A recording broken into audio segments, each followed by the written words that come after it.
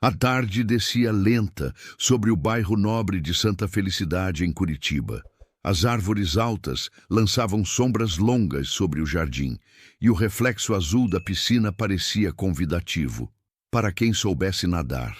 Mas para Dona Antônia, de 75 anos, aquela água representava apenas uma ameaça mortal. "Por favor, não faça isso comigo. Eu não sei nadar." Sua voz cortou o ar, trêmula, desesperada, ecoando pelo quintal como um trovão inesperado.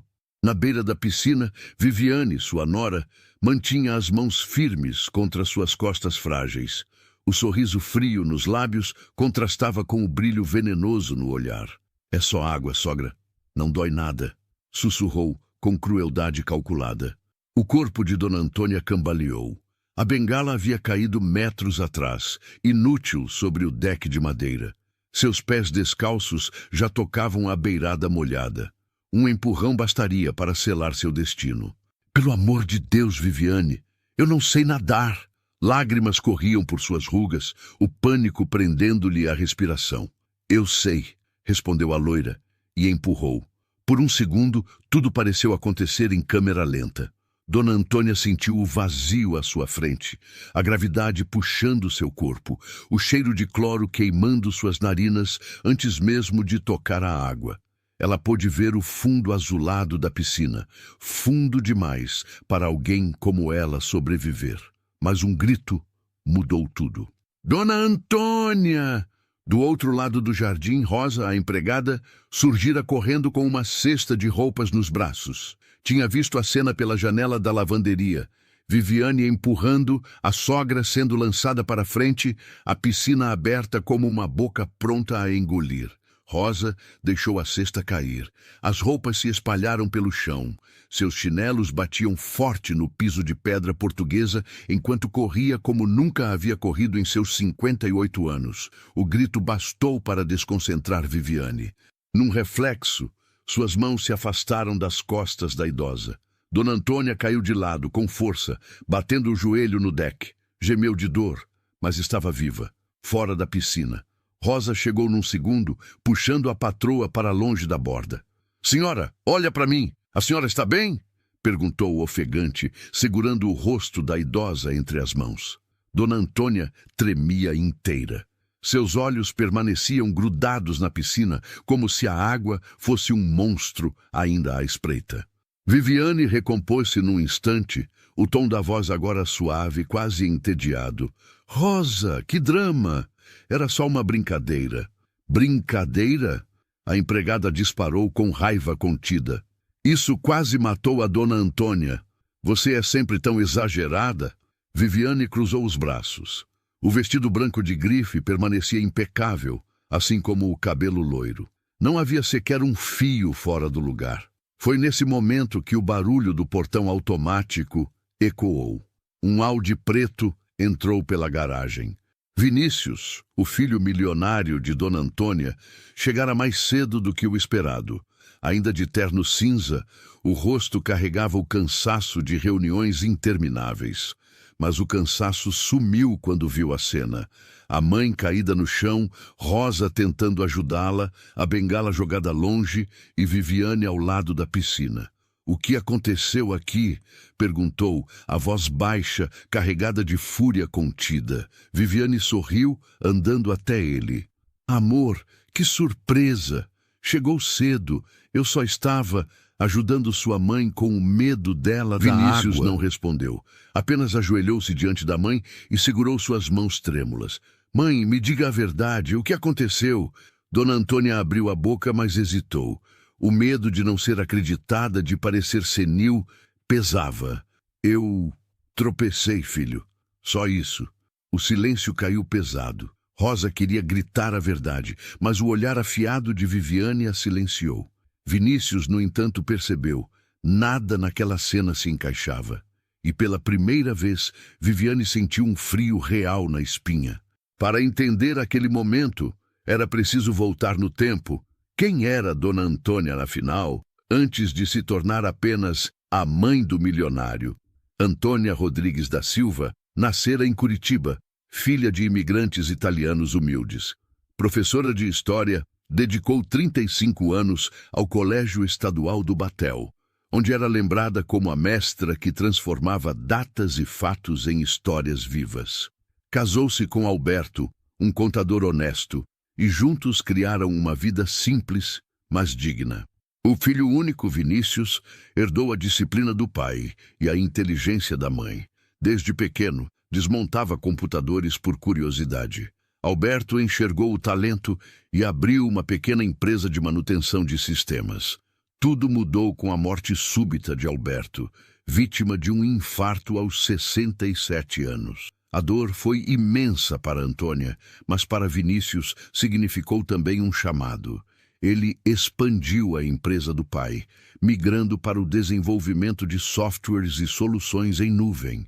Em poucos anos, transformou-se num dos empresários mais influentes do Sul. Milionário aos 40, comprou a mansão em Santa Felicidade e levou a mãe para viver com ele. Sempre ao lado dela estava Rosa, empregada fiel, que trabalhava para a família desde a morte de Alberto. A vida parecia estável, até que surgiu Viviane Monteiro. O encontro aconteceu em um evento beneficente no Museu Oscar Niemeyer. Loira, elegante, formada em relações públicas, circulava entre empresários com charme estudado. Vinícius foi fisgado de imediato.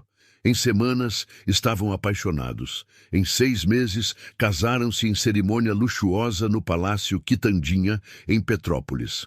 Para os convidados, Viviane era a esposa perfeita. Para Vinícius, um novo sopro de vida. Mas tanto Dona Antônia quanto Rosa perceberam algo. Havia um cálculo nos olhos dela, algo que não combinava com o sorriso. Rosa alertou. Dona Antônia, essa moça olha para o Dr. Vinícius como quem olha para uma vitrine, não como quem olha para uma pessoa. Mas a patroa, temendo parecer amarga, silenciou. Afinal, que mãe quer destruir a felicidade do próprio filho? Os primeiros meses foram de encanto. Viviane era atenciosa, sorridente, dedicada. Mas com o tempo, a máscara começou a rachar. Comentários ácidos surgiram, sempre quando Vinícius não estava. Sogra, a senhora não acha que já passou da idade de morar com o filho? Dizia com doçura envenenada. E não parava aí. Viviane demonstrava interesse crescente pelos documentos da família. Perguntava sobre escrituras, propriedades, testamentos, sempre com a desculpa de ajudar. Numa noite, soltou a pergunta-chave. Vinícius, sua mãe ainda é dona de parte da empresa? 60%, ele respondeu naturalmente. Tudo ainda está no nome dela.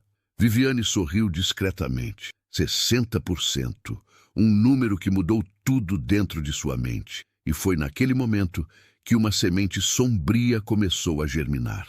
Os primeiros meses após o casamento pareciam um conto de fadas para quem olhava de fora. Viviane organizava jantares requintados, acompanhava Vinícius em eventos empresariais e posava para fotos impecáveis nas revistas sociais de Curitiba. Para os olhos da sociedade, era a esposa perfeita. Mas dentro da mansão em Santa Felicidade, as rachaduras começaram a aparecer. Pequenas, quase imperceptíveis no início, mas impossíveis de ignorar para quem convivia no dia a dia. Foi numa manhã de terça-feira que Dona Antônia percebeu pela primeira vez a mudança. Estava na sala, tricotando, quando Viviane passou apressada. A bengala da idosa escorregou da cadeira e caiu no chão. Antes que pudesse pedir ajuda, ouviu.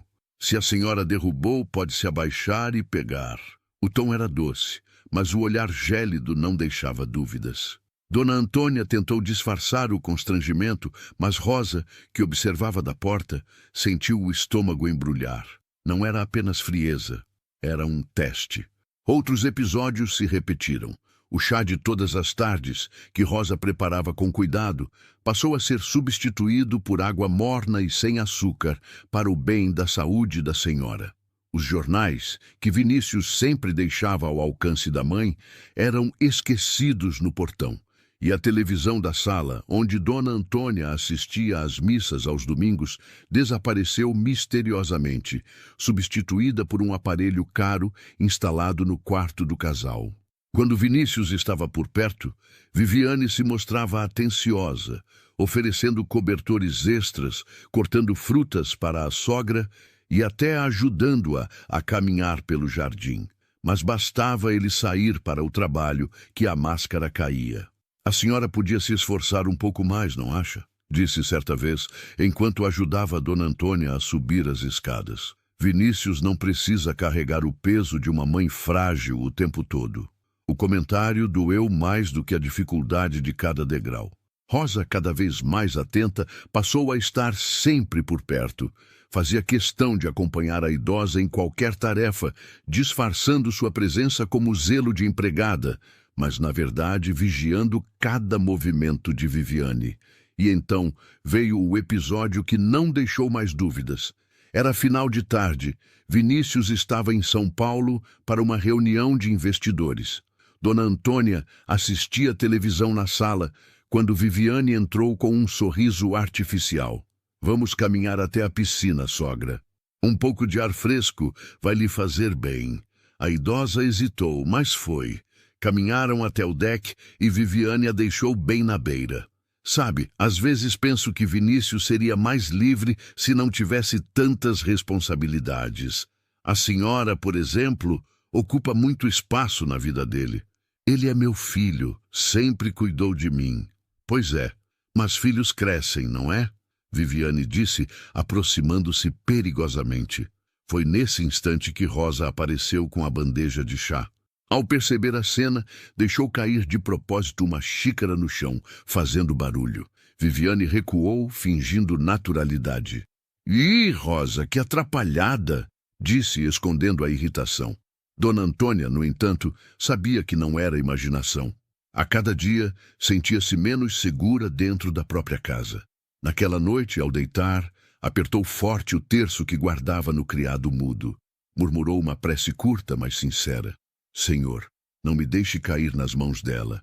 Enquanto a tensão crescia dentro da mansão, Viviane já tinha planos muito claros em mente. Ela não havia se casado com Vinícius por amor, embora soubesse fingir isso com maestria. Seus olhos estavam voltados para algo muito mais concreto, o patrimônio da família. Numa tarde chuvosa de sábado, enquanto Vinícius participava de uma conferência online em seu escritório, Viviane aproveitou para organizar alguns documentos que estavam guardados no cofre.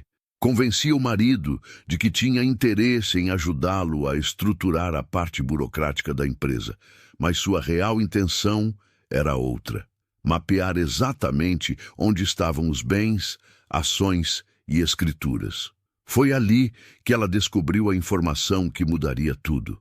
O testamento deixado por Alberto, o pai de Vinícius, ainda estava ativo, e nele a maior parte da herança, 60% das ações da empresa e a mansão em Santa Felicidade, permanecia no nome de Dona Antônia.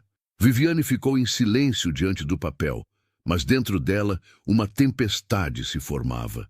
Como podia aquela senhora frágil ser a verdadeira dona de tudo? Vinícius trabalhava, expandia, comandava. Era ele quem tinha transformado a pequena empresa do pai num império.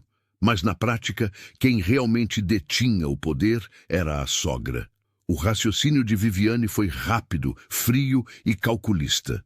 Se Dona Antônia morresse, a herança passaria naturalmente para Vinícius. E sendo esposa dele, ela teria acesso a tudo. Dinheiro, imóveis, ações, prestígio. Não precisaria dividir com ninguém, já que Vinícius era filho único. Foi nesse dia que a obsessão começou. Nos meses seguintes, Viviane passou a observar cada detalhe da rotina da sogra.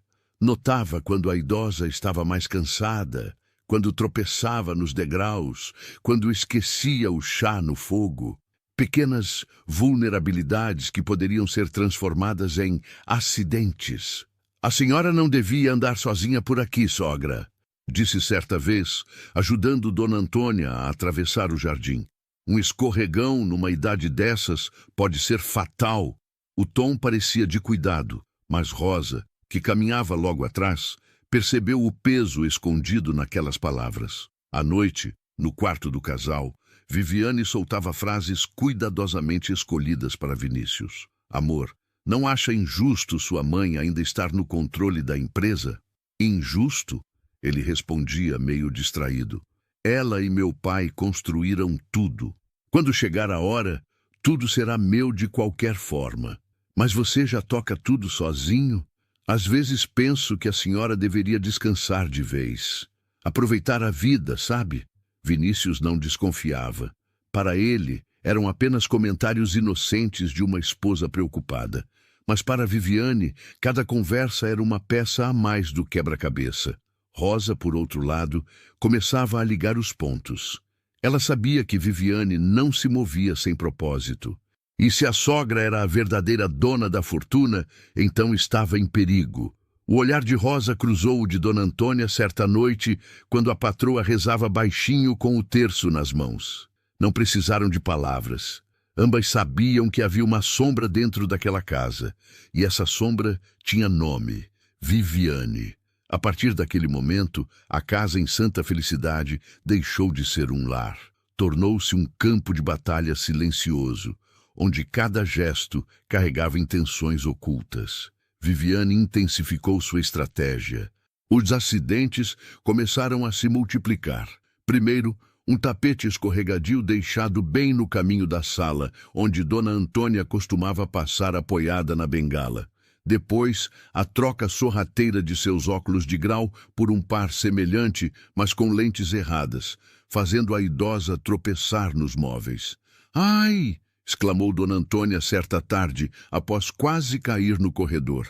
"Cuidado, sogra", disse Viviane, apressando-se em fingir preocupação. "A senhora anda tão distraída ultimamente. Está mesmo bem?" O tom era doce, mas os olhos denunciavam o prazer que sentia em ver a idosa fragilizada. Rosa já não conseguia disfarçar a revolta. Dormia cada vez menos, mantendo-se alerta a cada passo da patroa. Tinha consciência de que não poderia acusar Viviane sem provas. Vinícius, ainda enfeitiçado pela imagem perfeita da esposa, provavelmente não acreditaria. Mas as máscaras não duram para sempre. Foi num almoço de domingo que a tensão explodiu pela primeira vez diante de Vinícius. A mesa estava posta, com massas e molhos preparados por Rosa. Dona Antônia tentava cortar um pedaço de frango, mas a faca escorregou de sua mão trêmula. "Sogra, será que não está na hora de comer só sopas?" comentou Viviane em voz alta, rindo levemente. "Fica feio passar vergonha assim na frente de todos." A sala ficou em silêncio. Rosa arregalou os olhos. Vinícius, distraído com o celular, levantou o olhar devagar. Dona Antônia ficou vermelha, mas não disse nada. "Viviane", a voz de Vinícius soou firme. "Não fale assim com a minha mãe." Foi a primeira vez que a defendeu de forma direta. O rosto de Viviane endureceu por um segundo, mas logo recompôs o sorriso. "Amor, eu só estava brincando. Você sabe como sou boba." Mas por dentro, ela queimava de ódio. Rosa percebeu. E percebeu também que quanto mais Viviane era confrontada, mais perigosa se tornava. Naquela mesma noite, Rosa decidiu procurar ajuda. Telefonou para Dr. Álvaro, amigo de longa data da família e advogado de confiança. Contou-lhe, em voz baixa e trêmula, sobre os incidentes que vinham acontecendo. "Rosa, eu preciso que você observe tudo com atenção e registre cada detalhe. Se Viviane realmente está tentando algo, precisaremos de provas", disse Álvaro sério. Rosa concordou. Sua intuição de mulher simples dizia que aquela jovem não era apenas vaidosa ou ambiciosa. Havia algo de sombrio em suas intenções. E se fosse você no lugar da Rosa, o que faria? Contaria tudo de uma vez para Vinícius, mesmo sem provas, ou ficaria em silêncio para não perder o emprego e acabar sendo desacreditada? Comenta aqui embaixo de onde você está assistindo essa história. Quero muito saber. E aproveita para deixar o seu like, se inscrever no canal e compartilhar este vídeo com alguém que também gosta de histórias emocionantes. Isso ajuda demais o canal a crescer e a continuar trazendo histórias como essa. A tensão dentro da mansão atingia níveis insuportáveis. Viviane já não se esforçava tanto para esconder suas farpas, e Dona Antônia, cada vez mais acuada, sentia o peso da solidão mesmo rodeada de gente. Vinícius começava a perceber que algo estava errado, mas a falta de provas concretas o mantinha preso entre duas versões da realidade: a devoção silenciosa da mãe e a suposta inocência da esposa. Rosa, fiel à promessa feita a Dr. Álvaro, passou a registrar tudo. Anotava num pequeno caderno escondido no fundo do armário da lavanderia as quedas suspeitas, as refeições erradas preparadas por Viviane, os comentários cruéis. Certa noite, encontrou açúcar misturado com sal na cozinha. Um detalhe que poderia passar despercebido, mas que quase causou uma crise de pressão em Dona Antônia. Rosa fez questão de guardar uma amostra embrulhada num plástico como prova. Enquanto isso, Vinícius começou a notar as contradições. Um exemplo claro aconteceu quando levou a mãe para uma consulta médica de rotina. O médico elogiou a saúde de Dona Antônia, dizendo que, apesar da idade, estava forte e lúcida. Vinícius sorriu aliviado, mas quando relatou isso a Viviane, a reação dela foi imediata. Estranho, porque aqui em casa ela vive tropeçando, esquecendo as coisas, derrubando objetos. Às vezes, penso que está entrando numa fase de demência. A frase acendeu um alerta. Vinícius conhecia sua mãe, sabia que ela podia ser frágil fisicamente, mas jamais perdera a lucidez. Começou a juntar peças que até então estavam soltas. O estopim veio numa noite chuvosa. Vinícius chegava tarde de uma reunião e, ao atravessar o jardim, ouviu vozes alteradas vindas da varanda. Aproximou-se em silêncio e flagrou a cena. "A senhora é um estorvo, Dona Antônia." Viviane sibilava, pensando que estavam sozinhas. Um peso morto que só atrapalha a vida do Vinícius. "Eu nunca quis ser um peso, só quero que meu filho seja feliz", respondeu a idosa, com a voz embargada. "Ele seria muito mais feliz se não tivesse que cuidar de você." O sangue de Vinícius gelou. Ficou imóvel, escondido na sombra, ouvindo cada palavra. Pela primeira vez não era Rosa quem lhe trazia suspeitas. Ele mesmo testemunhava a crueldade da esposa. No dia seguinte, procurou o Dr. Álvaro em segredo. "Preciso entender tudo, Álvaro", disse, tenso. "Quero saber o que minha mãe realmente possui. Quero ver os documentos do testamento. E, principalmente, preciso de provas do que Viviane anda tramando." Álvaro assentiu. Já estava preparado. Graças aos relatos de Rosa, tinha em mãos um dossiê com datas, descrições e até pequenos vestígios guardados. "Vinícius, seu instinto não está errado. O que está acontecendo dentro da sua casa não é só ciúme de nora e sogra. É algo mais sério." Naquele instante, Vinícius sentiu o chão se abrir sob seus pés. A esposa que jurara amor eterno no altar estava tentando, de forma sutil e calculada, destruir a mulher que lhe dera a vida. E algo dentro dele dizia que, se não agisse rápido, o pior ainda estava por vir. A semana seguinte parecia carregada de presságios. O céu em Curitiba amanheceu encoberto por nuvens pesadas, e dentro da mansão o clima não era diferente. Viviane estava inquieta, como um animal enjaulado. Vinícius, por sua vez, observava cada gesto da esposa, sem revelar que já tinha descoberto parte de suas intenções. Naquela sexta-feira, tudo explodiu.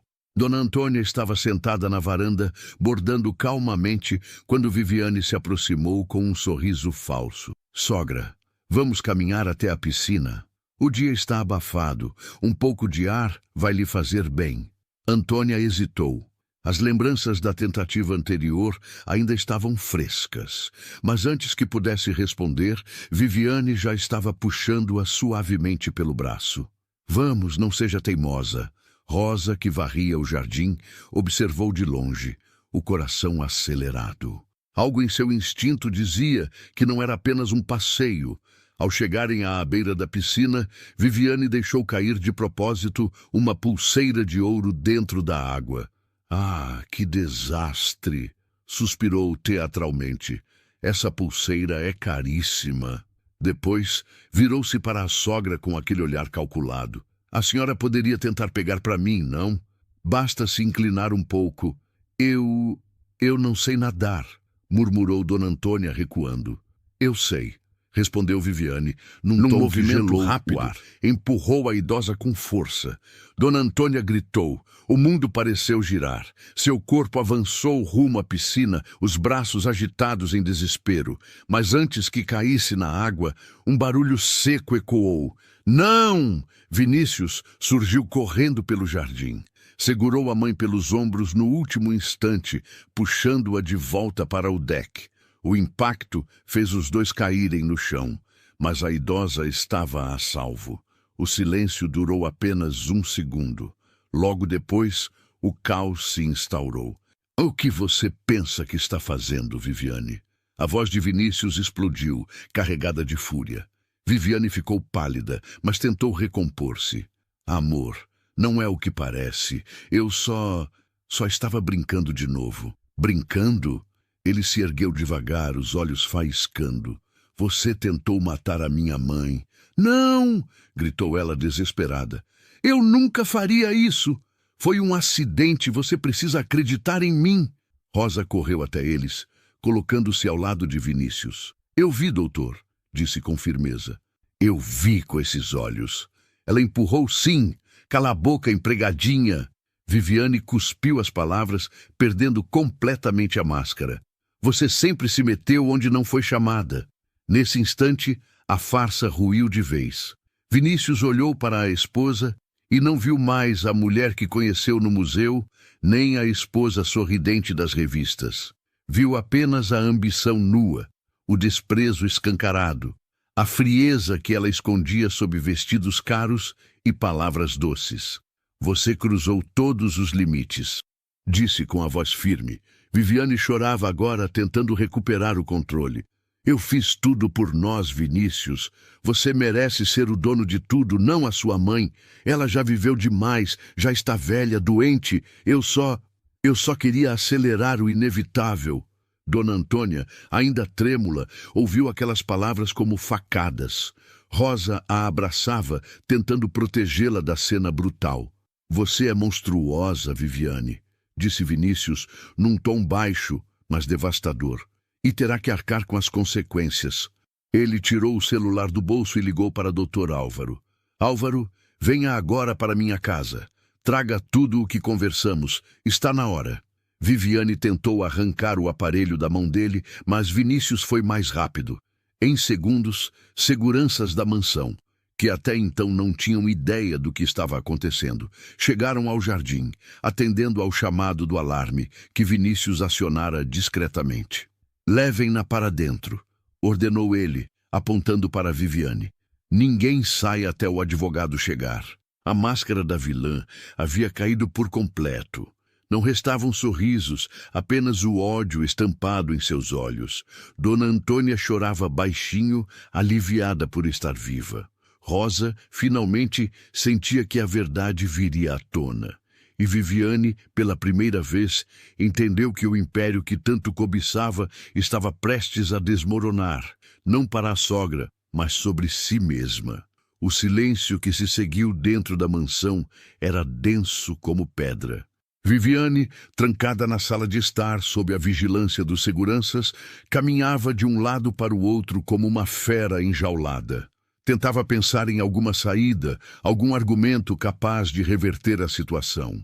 Mas, pela primeira vez, suas palavras soavam frágeis até para si mesma. Dona Antônia, deitada em seu quarto, ainda tremia. Rosa permanecia ao lado dela, segurando-lhe a mão.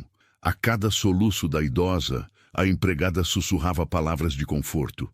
Agora acabou, minha senhora. O doutor Vinícius viu tudo. A máscara dela caiu.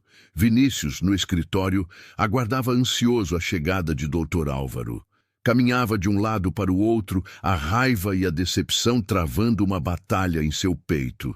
Amava sua mãe, era grato por tudo o que ela havia feito, e ao mesmo tempo se sentia enganado, traído pela mulher que jurara amor eterno. Finalmente, o som da campainha quebrou a tensão. Dr. Álvaro entrou carregando uma pasta preta abarrotada de documentos. Cumprimentou Vinícius com seriedade e foi direto ao ponto. Tenho aqui registros, provas e relatos detalhados de tudo o que Rosa observou nos últimos meses. Inclusive algumas evidências físicas dos acidentes provocados por Viviane. Vinícius passou os olhos pelos papéis e sentiu o coração apertar. Não havia mais espaço para dúvidas. Chamou os seguranças.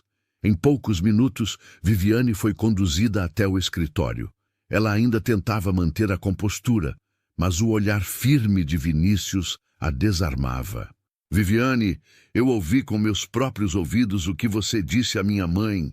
Ele começou, a voz carregada de dor.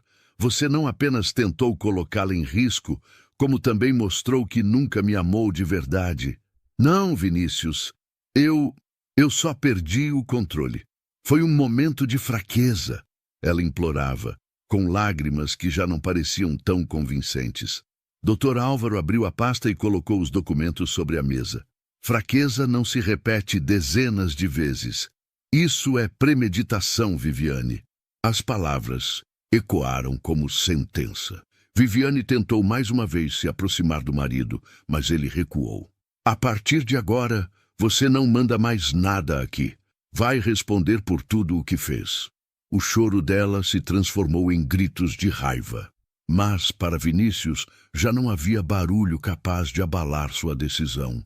Naquele instante, a mansão que antes era palco de aparências perfeitas se tornava cenário da queda definitiva de Viviane. Os dias seguintes foram marcados por silêncio e recomeço. A mansão, antes sufocada por intrigas e medos, agora parecia respirar aliviada. Dona Antônia recuperava-se lentamente, cercada pelos cuidados de Rosa e pelo olhar atento do filho.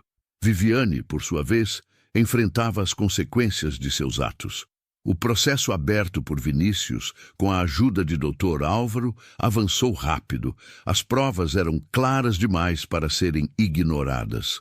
Não havia como disfarçar a tentativa de homicídio como um acidente doméstico. Para a sociedade curitibana, foi um choque. A mulher que desfilava em festas e colunas sociais, sempre elegante e sorridente, agora aparecia nas manchetes por traição e ganância. Os mesmos que a aplaudiam nos eventos agora sussurravam seu nome com desprezo. Vinícius, ferido mas firme, tomou uma decisão. Dedicaria mais tempo à mãe. Deixaria que a empresa seguisse o ritmo já sólido com sua equipe de diretores, enquanto ele cuidava de quem realmente sempre esteve ao seu lado. Certa tarde, sentou-se ao lado de Dona Antônia no jardim. A idosa, ainda frágil, segurava seu terço. Ele tomou a mão dela e disse com a voz embargada: "Me perdoa, mãe. Eu deveria ter visto antes." Dona Antônia sorriu com doçura. "Filho, o amor às vezes nos deixa cegos. O importante é que agora a verdade apareceu." Rosa, que escutava de perto, deixou escapar uma lágrima silenciosa. Sabia que o pior já havia passado. Viviane nunca mais voltaria a pisar naquela casa. E assim, a mansão voltou a ser um lar, não perfeito, mas verdadeiro, construído sobre amor e respeito, não sobre mentiras e ambição. Histórias como essa nos lembram de que o perigo nem sempre vem de fora. Às vezes, ele se esconde dentro de casa, atrás de sorrisos e promessas falsas, e é preciso coragem para enxergar e se libertar. E você, o que faria no lugar do Vinícius? Acreditaria na sua esposa ou ouviria a voz da sua mãe? Quero ler a sua opinião nos comentários. Não esqueça de deixar o seu like, se inscrever no canal e compartilhar este vídeo. Assim, mais pessoas poderão refletir com a gente sobre até onde a ambição pode levar e como o amor verdadeiro sempre encontra um caminho para vencer. O aniversário dele era sempre uma ocasião grandiosa. Salão reservado, gente importante, mesa farta, convidados escolhidos a dedo. Tudo impecável, tudo caro. Tudo pensado para impressionar. Mas no meio de tanto luxo, havia uma figura que destoava.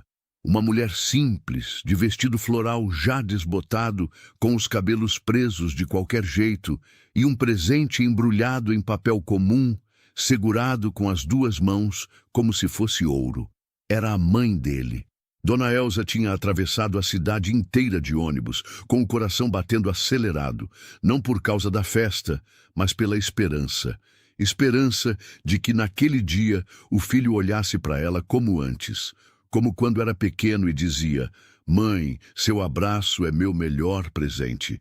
Mas os tempos mudaram, ele mudou, e ela sentia isso até nos silêncios.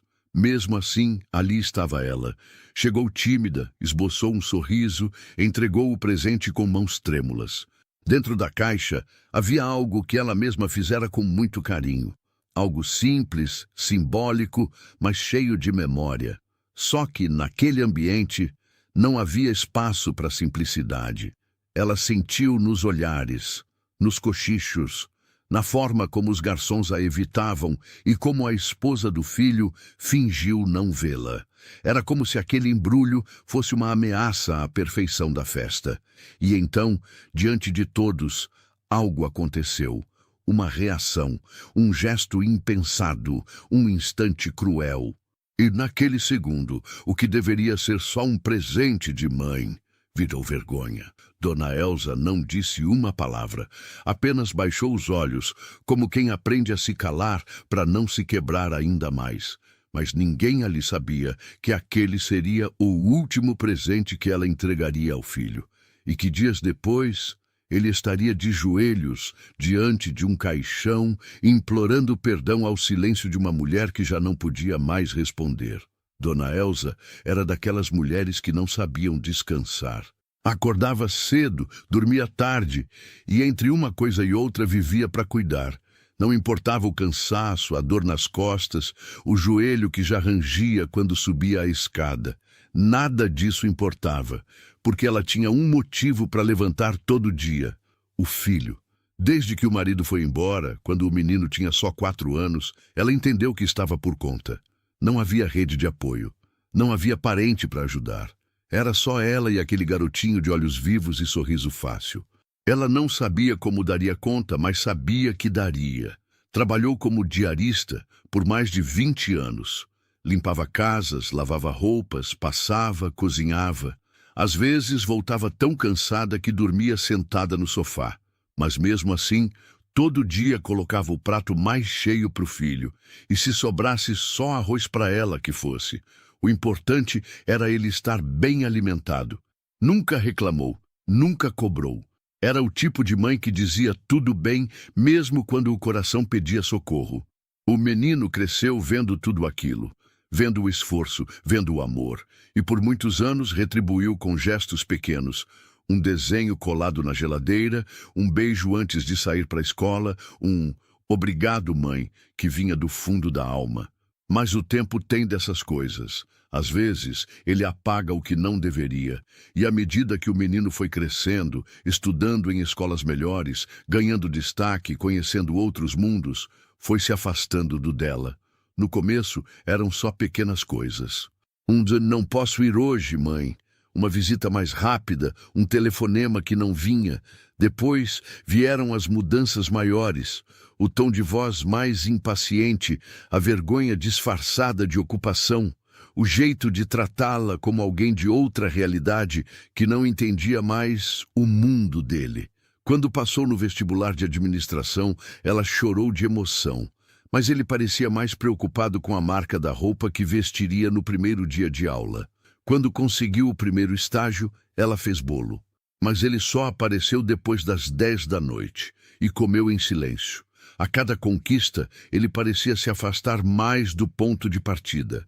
E ela continuava lá, aplaudindo de longe, amando mesmo sem ser vista. Porque mãe de verdade não deixa de ser mãe, nem quando o filho já não enxerga mais. O aniversário do filho estava chegando. 32 anos, um homem feito, bem-sucedido, com carro próprio, terno alinhado, escritório bonito e um apartamento de capa de revista. Dona Elsa não sabia o que comprar. Afinal, o que se dá a alguém que já tem tudo? Ela pensou em camisetas, em um perfume, até em um relógio. Mas o preço de qualquer uma dessas coisas era simplesmente impraticável. Sua aposentadoria mal cobria o essencial.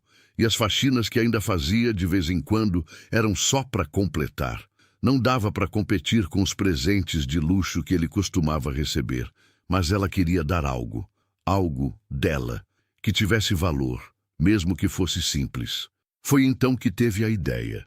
Em uma caixa pequena, forrada com tecido que ela mesma costurou, colocou fotos antigas dele. Fotos de quando era bebê, de quando deu os primeiros passos, da festinha improvisada de 5 anos. Ao lado das fotos, escreveu à mão uma carta. As palavras foram saindo entre lágrimas e sorrisos. Coisas que nunca tinha dito. Coisas que queria que ele soubesse. Que ele ainda era tudo para ela. Que sentia falta dos abraços. Que mesmo distante, ainda o carregava no coração. Que tinha orgulho de quem ele se tornou, mesmo não reconhecendo mais o menino de antes.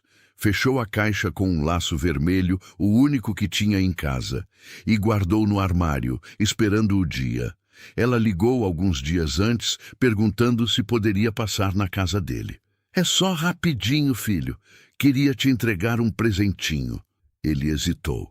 Disse que teria um jantar com colegas de trabalho, que talvez fosse complicado.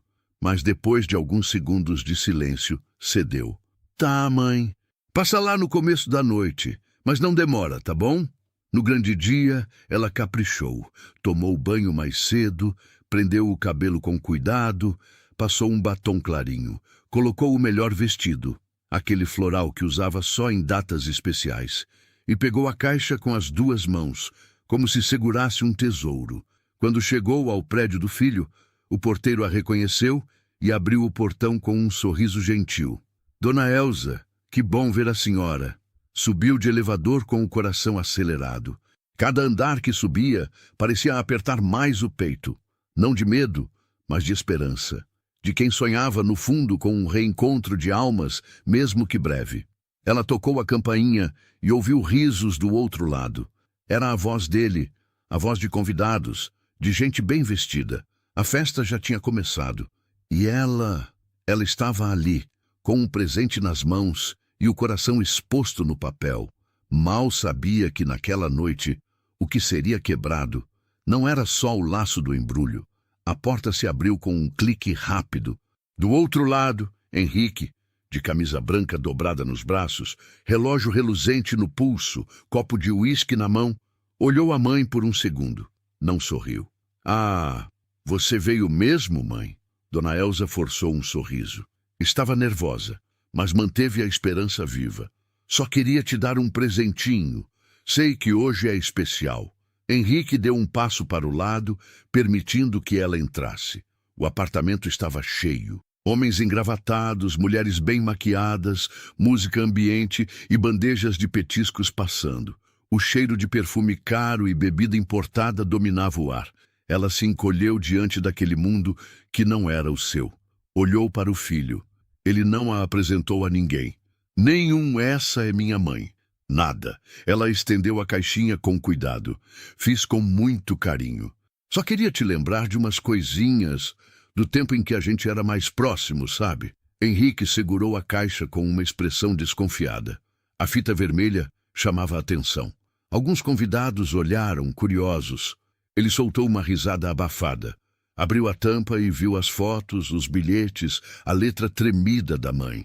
Franziu a testa, depois arregalou os olhos, meio constrangido, meio envergonhado por aquilo estar exposto. Que isso, mãe? Você trouxe essas fotos? Aqui, ela tentou explicar com a voz doce. São lembranças, filho, do seu primeiro passo, da festinha que fizemos com pão com carne moída, do... Mãe, isso é ridículo! Ele interrompeu, agora com um tom mais duro. A conversa chamou a atenção. Gente começou a se virar. Um dos amigos dele deu uma risadinha abafada. Outra sussurrou algo no ouvido da mulher ao lado. Henrique, tomado pelo orgulho ferido, virou o rosto e, com um gesto brusco, empurrou a caixa com o pé. Não foi um chute de raiva. Foi pior. Foi o gesto de quem queria afastar o vexame, como se afastasse um cachorro de rua. A caixinha voou alguns centímetros, bateu no pé de uma cadeira e tombou. As fotos se espalharam no chão. Algumas ficaram viradas, outras expostas. Uma mostrava Henrique ainda criança, abraçado à mãe com um sorriso banguela. Outra, a carta, escancarada, onde ela dizia: "Você sempre será meu maior presente." Silêncio. Dona Elza se abaixou devagar. Juntou uma a uma, sem olhar nos olhos de ninguém. Os dedos tremiam, as pernas também. Henrique tentou disfarçar. "Desculpa, gente. Minha mãe se empolga-lhe às vezes. É coisa de gente mais simples." Ela não respondeu. Apenas se levantou, segurando de novo a caixa, agora desfeita, remendada nas pressas do constrangimento. "Parabéns, Henrique." E saiu, sem drama, sem grito, só com o barulho baixo da porta fechando atrás de si. Henrique não foi atrás da mãe, nem naquela noite, nem no dia seguinte. Para ele, a festa seguiu. Bebeu, brindou, gargalhou com os amigos. Se alguém comentou o ocorrido, ele fingiu que não ouviu. E quando ouviu, dizia que ela exagerava, que fazia aquilo de propósito para se colocar como vítima. "Minha mãe é boa, mas tem essas coisas. Drama, melodrama, coisa de gente que vive no passado." Enquanto isso, Dona Elza passava os dias quieta. Colocou a caixa de lembranças de volta na prateleira, mesmo com a tampa quebrada. Ficou olhando para ela por horas, sem tocar. No fundo, ainda esperava um telefonema, um pedido de desculpa, uma mensagem qualquer, mas nada. A vizinha, Dona Neuza, notou o abatimento. "Que foi, Elza? Tá tão calada?" Ela apenas sorriu. "Nada, minha amiga, só saudade. Saudade do que nunca mais volta." Henrique também não apareceu no domingo como prometera, e Dona Elza, pela primeira vez em anos, não fez o bolo de fubá com erva doce que ele tanto gostava. Ficou sentada na varanda, olhando a rua vazia. O som das crianças brincando ao longe parecia vir de outra vida. Ela não chorava, não mais. A dor já tinha passado da lágrima. Ela só sentia um vazio, um silêncio que não se explicava com palavras. Henrique, por sua vez, só percebeu que havia algo errado muitos dias depois, quando o número dela chamava e não atendia. Mandava mensagem, mas ela visualizava e não respondia. Não como vingança, mas como quem simplesmente não tinha mais forças para recomeçar o mesmo ciclo. "E você? Já viu alguém ser silenciado assim por dentro? Alguém que um dia gritava amor e agora só respira saudade? Comente aqui de onde você está assistindo essa história. Esse tipo de dor, infelizmente, não tem CEP. Acontece em todo lugar." Henrique ainda não sentia culpa. No fundo, achava que ela estava exagerando, que um dia ia passar, que tudo ia voltar ao normal. Mas Dona Elza, pela primeira vez, decidiu não insistir mais, não correr atrás. Parou de mandar mensagem, de perguntar se ele estava bem, de desejar bom dia com figurinhas de sol e flor. E isso doeu mais nele do que qualquer bronca. Sentir que o amor da mãe agora não corria mais atrás. Nas semanas seguintes, Dona Elza adoeceu, mas não contou a ninguém. Fazia seus exames sozinha, pegava ônibus e voltava calada. A tosse persistente, a fadiga, o cansaço constante, tudo ela colocava na conta da idade. É normal, coisa de quem já viveu muito. Mas o coração dela, que um dia bateu acelerado para embalar o filho nos braços, agora batia cada vez mais devagar. Henrique ainda não sabia, nem imaginava o que viria. Mas a caixa, aquela caixa, ainda estava lá, no mesmo lugar, e o tempo corria. Foi numa segunda-feira chuvosa que Dona Elza caiu no banheiro. A vizinha escutou o barulho e correu. "Elza, tá tudo bem?" Ela não respondia. Estava consciente, mas fraca, com os olhos fundos e a respiração rasa. A ambulância chegou rápido, e Dona Neuza, com o coração apertado, foi junto. Na ficha do hospital, marcaram contato de emergência e perguntaram: "Tem algum parente?" Dona Neuza hesitou, mas passou o número de Henrique. Quando o celular tocou, ele estava no café com amigos. Atendeu sem olhar o número. Henrique, é do Hospital Santa Clara. Sua mãe foi internada com urgência. Pode vir? Ele demorou alguns segundos para entender. Minha mãe levantou rápido. Não terminou o café. Não explicou nada aos amigos. No caminho, o silêncio do carro foi pesado. Pela primeira vez, começou a lembrar da festa, do presente, do barulho da caixa quebrando. Ela ficou tão magoada assim. Chegou ao hospital às pressas, e o cheiro forte de desinfetante, o som dos monitores, o corredor gelado, tudo pareceu sufocar. Henrique Teixeira? Sou eu. Sua mãe está na UTI.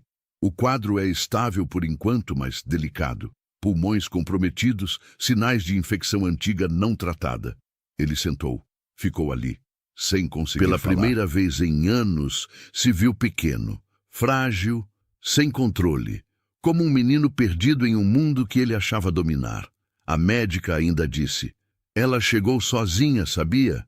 Disse que não queria incomodar ninguém. Henrique sentiu a frase como uma pedrada no peito. Passou a noite ali. Não conseguiu dormir, só lembrava dela na varanda, dela sorrindo com o bolo nas mãos, dela entregando a caixa com carinho. E ele chutou, pisoteou tudo, sem pensar. No dia seguinte, voltou para a casa da mãe. Procurou algo, qualquer coisa, um sinal, uma lembrança, e achou. A caixa, lá, na prateleira, com a tampa quebrada, e dentro dela, todos os desenhos que ele fazia quando criança. Recortes de jornal onde o nome dele saía, diplomas antigos, cartinhas do Dia das Mães que ele nem lembrava de ter escrito. E ali, no fundo, uma foto dele, com uns 7 anos, abraçado nela, rindo, com o dente da frente faltando. Henrique sentou no sofá e chorou, como há anos não chorava. Não era mais orgulho, nem vergonha. Era um lamento cru. A dor de ter ferido alguém que só oferecia amor. Ele voltou para o hospital. Passou a ficar ali todos os dias. Levava flores. Lia salmos em voz baixa. Contava histórias da infância, mesmo que ela estivesse inconsciente. Mãe, a senhora precisa acordar, tá? Eu preciso pedir desculpa direito. Mas Dona Elza dormia. E o tempo seguia passando. O coração de Dona Elza não resistiu. Henrique estava no hospital quando os monitores apitaram. E aquela linha reta, fria e silenciosa, desenhou o que ele nunca imaginou que veria: a perda definitiva. Ele não gritou, não caiu, não esbravejou. Ficou ali, parado, como se o tempo tivesse congelado só para ele. A médica colocou a mão no ombro dele e disse com gentileza: ela foi em paz, sabendo que você estava aqui. O velório foi simples como ela queria. A vizinhança toda apareceu. Gente humilde, com lágrimas sinceras. Todos tinham alguma história de Dona Elza para contar. Do bolo que ela levava quando alguém estava triste. Da visita que fazia quando alguém estava doente. Dos conselhos, dos abraços, do sorriso. Henrique ouvia calado. Ao lado do caixão, ele segurava uma flor branca. Os olhos estavam inchados, o rosto envelhecido de culpa. Mãe, me perdoa, murmurou baixo, mas parecia que o mundo inteiro escutou. Foi quando Dona Neuza se aproximou com algo nas mãos. Ela pediu para te entregar isso, se um dia você voltasse. Era a mesma caixa quebrada. Henrique tremeu ao segurar, a tampa ainda rachada, o papel de presente ainda meio rasgado. Abriu, e lá dentro, além dos recortes e cartinhas, havia algo a mais agora. Uma folha dobrada com letra trêmula. Era recente. Filho, talvez eu tenha errado tentando te proteger demais. Talvez eu tenha estragado o presente com meu jeito simples. Mas tudo que coloquei aqui dentro é amor. Cada papel, cada rabisco, cada lembrança é o que eu tenho de mais bonito. Se um dia você abrir essa caixa com o coração, vai entender. E se esse dia chegar, já vai ter meu perdão. Com amor, sua mãe. Henrique não aguentou. Se ajoelhou ali, no chão frio da capela, com a caixa no colo. Chorou alto, como uma criança que perdeu o colo. Os convidados ficaram em silêncio. Nenhum olhar de reprovação. Só a tristeza compartilhada de um amor que, mesmo quebrado, sobreviveu ao tempo. Mais tarde, quando o caixão desceu, ele colocou a caixa sobre ele.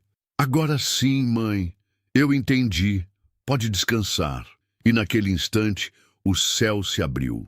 Uma luz suave escapou entre as nuvens, como se o próprio tempo tivesse se inclinado para testemunhar. Não havia mais palavras, apenas um silêncio cheio de tudo.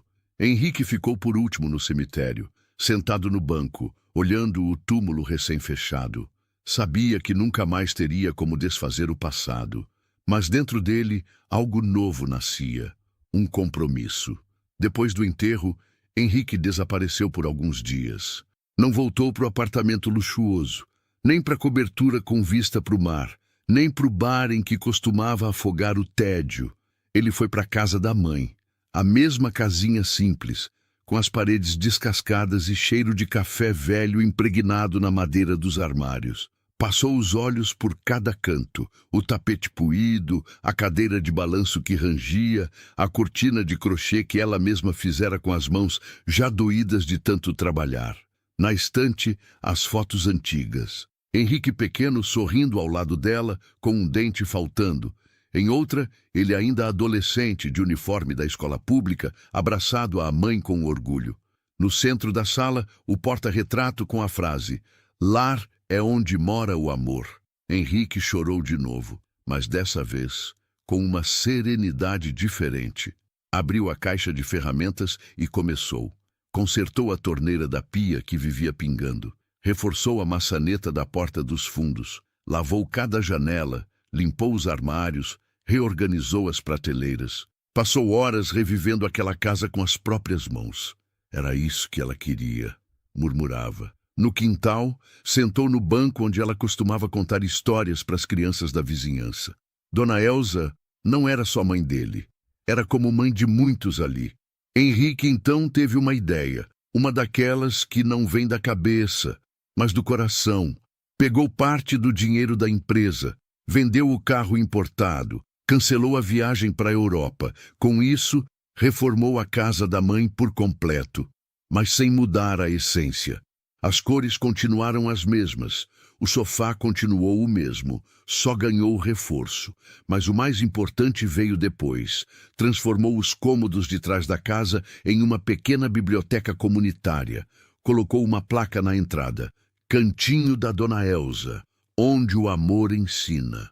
Livros infantis, brinquedos educativos, puffs coloridos e espaço para leitura. As crianças da rua vinham, riam, se encantavam. Henrique contava histórias, fazia bolo de cenoura com cobertura de chocolate, receita da mãe, e ensinava lições que ele mesmo aprendeu tarde demais. Não havia câmeras, nem redes sociais, nem alarde. Apenas a tentativa real de ressignificar o vazio. Certa tarde, Dona Neuza apareceu por lá com os olhos marejados. Ela estaria tão orgulhosa. Henrique segurou a emoção e respondeu, olhando para o céu: "Eu espero que sim." E naquele instante, o vento balançou as cortinas da janela como se fosse uma resposta suave. A presença de Dona Elza podia ter partido, mas o amor dela agora morava em outros corações. E Henrique, aos poucos, ia deixando de ser o filho ausente, para se tornar aquilo que ela sempre viu nele, mesmo quando ele não via: um homem bom. Henrique nunca mais foi o mesmo. E isso não significa que virou santo, que passou a viver como monge ou que apagou todos os erros do passado. Não. Mas passou a viver com um olhar diferente, com mais silêncio e menos vaidade. Começou a notar o que antes ignorava: o cheiro do feijão no fogo, o som dos pássaros na manhã, o sorriso tímido de uma criança ao ganhar atenção. Tudo que antes parecia pequeno, agora era imenso. Ele nunca mais celebrou o próprio aniversário, não por culpa, mas por respeito. "O melhor presente que eu recebi, fui eu mesmo quem destruí", dizia, olhando a fotografia da mãe. Era a imagem dela sorrindo, segurando o presente que havia embrulhado com tanto carinho. Uma caixinha singela, papel de coração, fita vermelha e um cartão com a letra tremida: para o meu eterno menino que me ensinou a ser mãe. Te amo mais do que a vida. Esse presente Henrique jamais abriu. Depois que ele chutou a caixa diante de todos, no dia do próprio aniversário, o objeto foi varrido pela funcionária e guardado pela dona Elsa, intacto no fundo do guarda-roupa. Ele encontrou o embrulho semanas depois, ao organizar os pertences dela, e só teve coragem de abri-lo muito tempo depois, numa tarde chuvosa. Dentro da caixa havia uma caneca personalizada, com a seguinte frase: "O melhor filho do mundo." Henrique caiu de joelhos. Não havia ironia, não havia punição, não havia julgamento. Havia apenas amor. Um amor que esperou ser notado até o fim. E mesmo quando foi pisado, ainda assim permaneceu intacto, como aquela caixa. É assim o amor de mãe. Por mais que o mundo puxe para longe, por mais que o filho se perca, por mais que a vida machuque, ele permanece ali, calado, mas presente, esperando que o filho volte, esperando que o filho veja, esperando que o filho ame, mesmo que tarde. Henrique voltou a sorrir. Um sorriso tímido, remendado, mas sincero. Ele sabia que não podia mudar o passado, mas podia honrar o presente, e foi isso que fez. Desde aquele dia, todos os anos, no mesmo dia em que ele a humilhou, Henrique doa 100 presentes para mães anônimas da comunidade. Ele mesmo embrulha, ele mesmo escreve os cartões, e cada um deles carrega a mesma frase: "Você é a melhor mãe do mundo." Talvez ele esteja tentando se redimir, ou talvez só tenha entendido, enfim, o valor de um gesto simples, de um presente que não custa dinheiro, mas entrega o que mais falta hoje: respeito, olhar, gratidão. E agora eu te pergunto, quantas vezes a gente só reconhece o valor de alguém depois que é tarde demais? Você já agradeceu sua mãe hoje? Se ela ainda está aí, viva. Por favor, não espere um velório para se lembrar de amá-la. E se ela já se foi, que tal honrar a memória dela com um gesto de carinho a alguém que também precise ser visto? O amor que a gente não deu ainda pode ser entregue. Comente aqui embaixo, que presente você daria hoje se pudesse voltar no tempo? E se essa história te tocou, curta o vídeo, compartilhe com alguém que precisa ouvir isso. E se inscreva no canal para mais histórias que transformam.